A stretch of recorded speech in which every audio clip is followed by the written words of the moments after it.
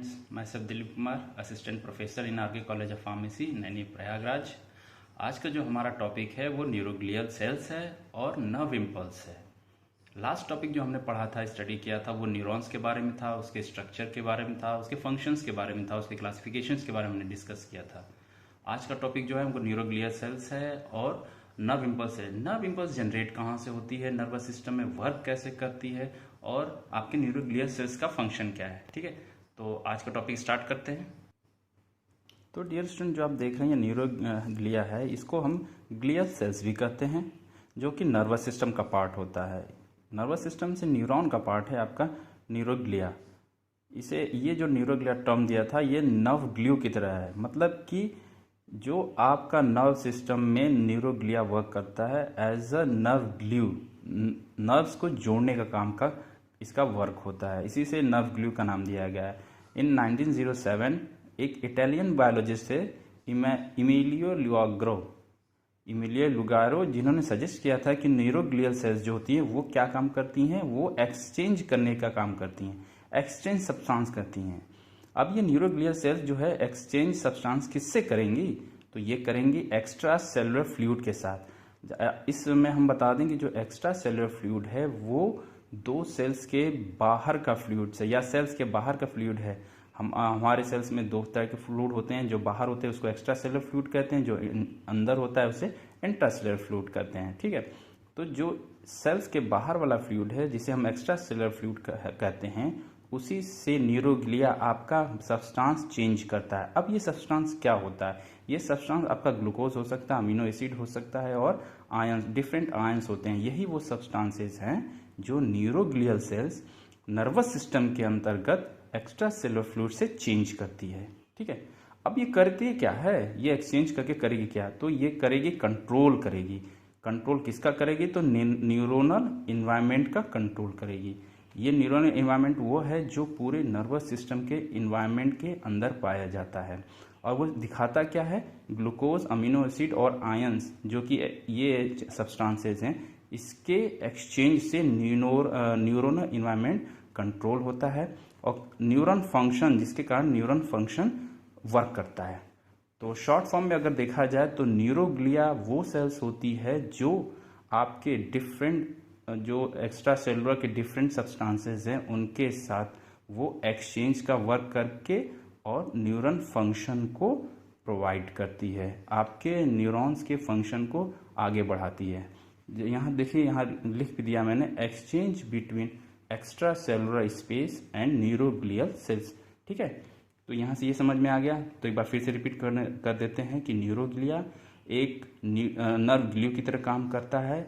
Italian biologist 1907 में इमेलियो लुगारो ने इसे सजेस्ट किया था, और ये करता क्या है, तो एक्स्ट्रा सेलुलर फ्लूइड से सब्सटेंस को चेंज करता है, एक्सचेंज करता है, जो कि न्यूरोनल इन्वायरमेंट को कंट्रोल करता है। वो सब्सटेंस क्या हो सकते हैं, ग्लूकोज, अमीनो एसिड और आयंस हो सकते हैं, जो कि न्यूरॉन फंक्शन को प्रोवाइड करते हैं।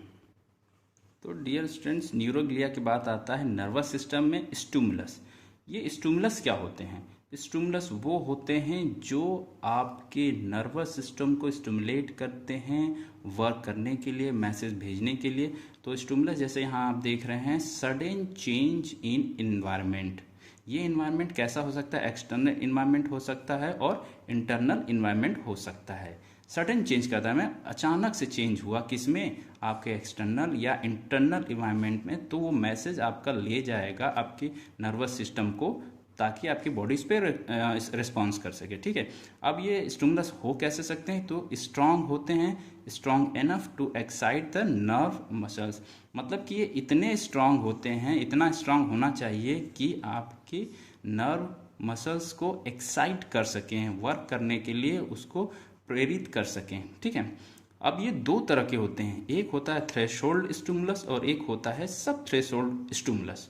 ठीक है, तो थ्रेशोल्ड स्टिमुलस वो होते हैं जिनके पास कैपेबिलिटी होती है आपकी एक्साइट करने की, किसको, नर्व मसल्स को एक्साइट करने की कैपेबिलिटी होती है।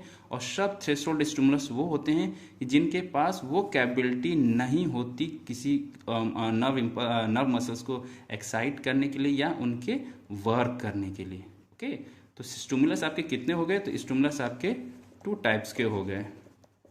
पहला थ्रेशोल्ड स्टिमुलस, सेकंड सब थ्रेशोल्ड स्टिमुलस। अब उसके बाद ये जो स्टिमुलस हैं ये कितने टाइप के हो सकते हैं, बेसिकली क्या क्या कैसे कैसे स्टिमुलाई को हम डिटेक्ट करेंगे।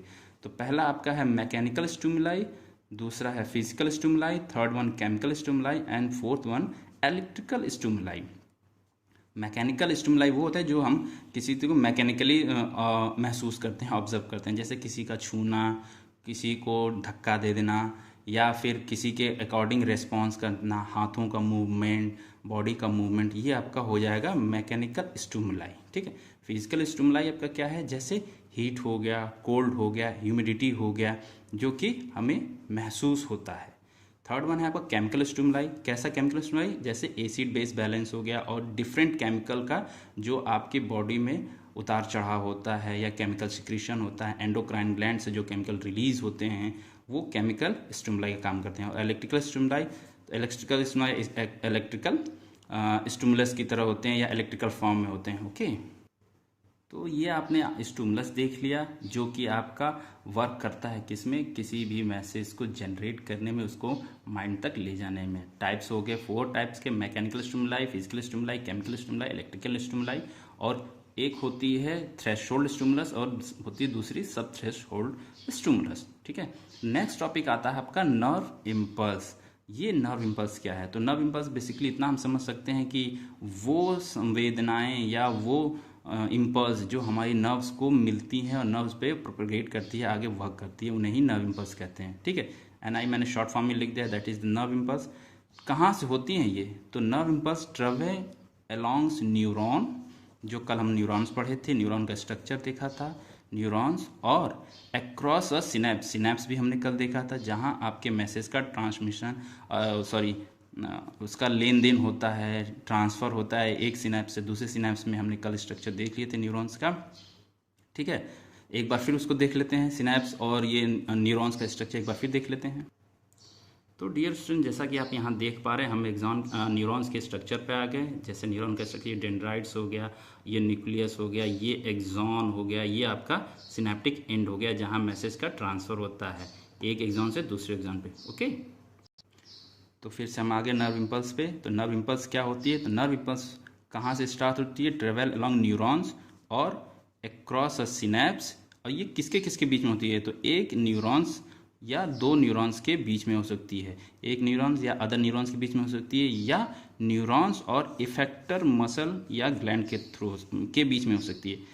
न्यूरॉन्स या इफेक्टर वो कहा जाता है जहाँ पे नर्व इम्पल्स अपना मैसेज माइंड से ले जाती हैं और बॉडी को मैसेज देती हैं कि अब आपको वर्क करना है, इसलिए ये कहा गया neurons to effector muscle gland. Okay, अब हमारा नेक्स्ट पॉइंट है ट्रांसमिशन ऑफ नर्व इम्पल्स। मतलब कि जो ये नर्व इम्पल्स है ये ट्रांसमिट कैसे होती है हमारे बॉडी में नर्वस सिस्टम को वर्क करने के लिए। तो हमारे बॉडी में ट्रांसमिट होने के लिए 2 चीज़ें होनी चाहिए और जो कि होती हैं, एक होती है एक्स्ट्रा सेलुलर फ्लूइड और दूसरा होता है intra cellular fluid. Intra cellular, ये दोनों फ्लूइड सेल्स के अगल बगल होते हैं एक्स्ट्रा सेलुलर फ्लूइड, और सेल के अंदर होता है इंट्रा सेलुलर फ्लूइड। इन्हीं दोनों के माध्यम से हमारे बॉडी में नर्व्स का ट्रांसमिशन होता है, उनका आना जाना लगा रहता है। और इंट्रा सेलुलर फ्लूइड जो होता है उसमें सोडियम बाइकार्बोनेट, क्लोराइड और बाइकार्बोनेट होता है मैक्सिमम। तो अब इसका जो हम थोड़ा सा बेसिक्स देख लेते हैं, तो जो ECF होता है, ECF मतलब एक्स्ट्रा सेलुलर फ्लूइड, ये एक्स्ट्रा सेलुलर फ्लूइड, और ICF मतलब इंट्रा सेलुलर फ्लूइड। ये ICF किसका है, ये साइटोप्लाज्म ऑफ न्यूरॉन का है। हमारे न्यूरॉन के स्ट्रक्चर में एक साइटोप्लाज्म होता ही है, हर सेल में होता है, तो ये न्यूक्लियस उसी का है, न्यूरॉन्स का। और न्यूरॉन्स रिस्पॉन्सिबल किसके लिए है, तो न्यूरॉन्स रिस्पॉन्सिबल है इम्पल्स को ले आने के लिए, मैसेज को ले आने के लिए। ठीक है, तो जब ट्रांसमिशन ऑफ नर्व इम्पल्स की बात करेंगे तो एक्स्ट्रा सेलुलर फ्लूइड और इंट्रा सेलुलर फ्लूइड के बीच का जो मोस्ट ऑफ सेल्यूट्स कैसे होते हैं, तो पॉजिटिवली चार्ज और निगेटिवली चार्ज होते हैं, जिन्हें हम कैटायन या एनायन कहते हैं। ये कैटायन और एनायन या ये चार्जेस कहाँ से आते हैं, तो जो एक्स्ट्रा सेलुलर फ्लूइड और इंट्रा सेलुलर फ्लूइड के अंदर डिफरेंट आयंस होते हैं, डिफरेंट आपके क्लोराइड या बाइकार्बोनेट या सोडियम या पोटेशियम आयन जो भी होते हैं, उन्हीं के कारण आपका ये पॉजिटिव चार्ज और निगेटिव चार्ज अराइज होता है, जो आपके ट्रांसमिशन में वर्क करता है। किसके ट्रांसमिशन में, तो नर्व इम्पल्स के ट्रांसमिशन में वर्क करता है, मेन रोल अदा करता है। यही कैटायन और एनायन। तो एक रफ डायग्राम हम देख लेते हैं कि सपोज दैट ये आपका एक एक्सॉन टर्मिनल है, ठीक है। अंदर होगा आपका ICF और बाहर होगा ECF। ICF मतलब इंट्रासेलुलर फ्लूइड और ECF मतलब एक्स्ट्रा सेलुलर फ्लूइड। तो अंदर आपका होता है पोटेशियम आयन और बाहर होता है आपका सोडियम आयन। ओके, तो ये जो आयन हैं, इन्हीं दोनों आयनों की वजह से या ऐसे ही आयनों की वजह से पॉजिटिवली चार्ज और निगेटिवली चार्ज ये अराइज होता है। ये एक्सॉन हो गया आपका, ये उसकी मेम्ब्रेन हो गई, मेम्ब्रेन हो गई। तो जो आयन का होता है, इसके कंसंट्रेशन ग्रेडियंट जब भी चेंज होंगे, इसी के कारण यहाँ पॉजिटिव या नेगेटिव चार्ज या यहाँ नेगेटिव यहाँ पॉजिटिव चार्ज का अराइज होता है, जो कि आपके नर्व इम्पल्स के ट्रांसमिशन में हेल्प करता है, और यही इसका बेसिक फंक्शंस है, ठीक है। तो आज जो हमने पढ़ा वो पढ़ा हमने ट्रांसमिशन ऑफ नर्व इम्पल्स पढ़ा, स्टिमुलस पढ़ा और ग्लियल सेल्स पढ़ी, ठीक है। तो आज के लिए इतना ही, रिवाइज कर लीजिएगा।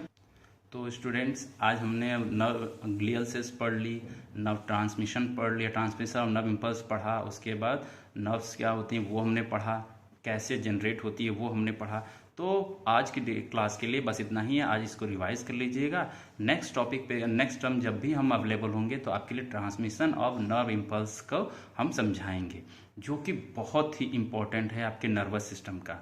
नर्वस सिस्टम के अंतर्गत बिना इसको समझे, ट्रांसमिशन ऑफ नर्व इम्पल्स की पूरी चीज़ों को नहीं समझे, आप नर्वस सिस्टम नहीं समझ सकते कि उसमें क्या हो सकता है, नर्व हमारी इम्पल्स कैसे जनरेट होती हैं, फिर गो थ्रू आगे कैसे वो पास करती हैं। उसमें पोलराइजेशन होता है, डीपोलराइजेशन होता है, रीपोलराइजेशन होता है। ये 3 स्टेप हैं, डीपोलराइजेशन, रीपोलराइजेशन और पोलराइजेशन, जो कि बहुत ही इम्पॉर्टेंट हैं। तो नेक्स्ट टॉपिक जो आने वाला है आपका बहुत ही इंपॉर्टेंट टॉपिक है नर्वस सिस्टम के पॉइंट ऑफ व्यू से। तो आज की क्लास को आप रिवाइज किए रहेंगे, तभी नेक्स्ट क्लास की आपको ज़्यादा से ज़्यादा समझ में आएगा। Okay, thank you.